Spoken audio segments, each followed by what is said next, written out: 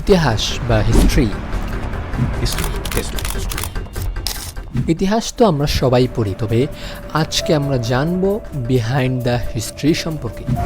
শুরুটা হয়েছিল আজ থেকে বহু বছর পূর্বে, খ্রিস্টপূর্ব ৫ম শতকে ঐতিহাসিক হেরোডোটাসের হাত ধরে। হেরোডোটাস হলেন ইতিহাসের জনক। তিনি সর্বপ্রথম তার গবেষণা কর্মের নামকরণে ইতিহাস বা হিস্ট্রি শব্দের ব্যবহার করেন। ইতিহাস নিয়ে অনেক ঐতিহাসিকদের সংজ্ঞা রয়েছে।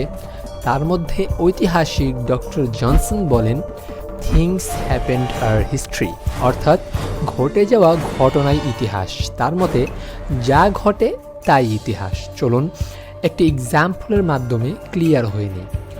ধরুন আপনি একটি নদী পার হওয়ার উদ্দেশ্যে নদীর পাড়ে গেলেন। সেখানে আপনি একটি নৌকা দেখতে পেলেন ও সেই নৌকা যোগে অপর পারে যেতে শুরু করলেন।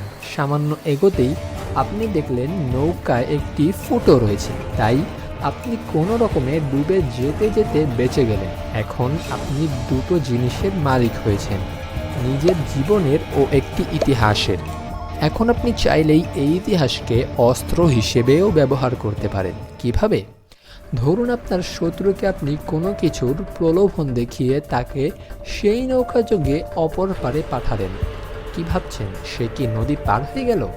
অবশ্যই না, সে মাঝপথে পানিতে ডুবেই মারা যায়। ইতিহাসকে কতটা ভয়ঙ্করভাবে ব্যবহার করা যায় এটা তার সরাসরি প্রমাণ। এটা তো ছিল একটি ছোট উদাহরণ মাত্র। যদি আমরা আজ থেকে ২৫০ বছর পূর্বে ব্রিটিশ শাসনামলে চলে যাই, তখন আমরা দেখব তারা বাংলার ইতিহাসকে ৩ ভাগে ভাগ করে: হিন্দু শাসন, মুসলিম শাসন ও ব্রিটিশ শাসন। খেয়াল করলে দেখবেন এই ৩টি নামের মধ্যে প্রথম ২টি নাম ধর্মভিত্তিক। সে অনুযায়ী তৃতীয়টি হওয়া উচিত ছিল খ্রিস্টান শাসন, কিন্তু ইংরেজরা এটা পরিবর্তন করে ব্রিটিশ শাসন দেয়। শুধু সামান্য একটি নাম পরিবর্তনের মাধ্যমেই তারা জড়িয়ে পড়ল এক গভীর ষড়যন্ত্রে। এই পরিবর্তনের কারণে কারো নজর খ্রিস্টান মিশনারির দিকে পড়েইনি, যে কারণে সে সময় থেকে আজ পর্যন্ত তারা তাদের কাজ বিপদহীনভাবে এদেশে পরিচালনা করছে।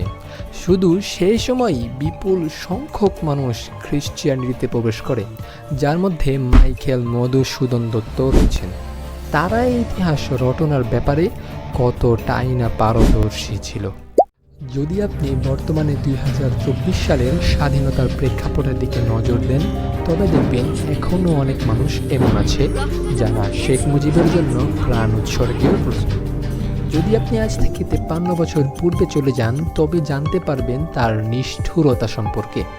আজ থেকে ৫৩ বছর পূর্বে ১৯৭১ সালের ৭ই মার্চে একটি ভাষণ হয়েছিল।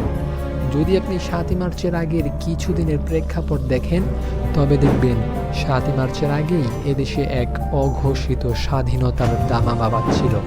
সবাই চাচ্ছিল ৭ই মার্চ যেন স্বাধীনতা ঘোষণা হয়, কিন্তু শেখ মুজিব ৭ই মার্চের বদলে স্বাধীনতার ঘোষণা দেন ২৬শে মার্চে।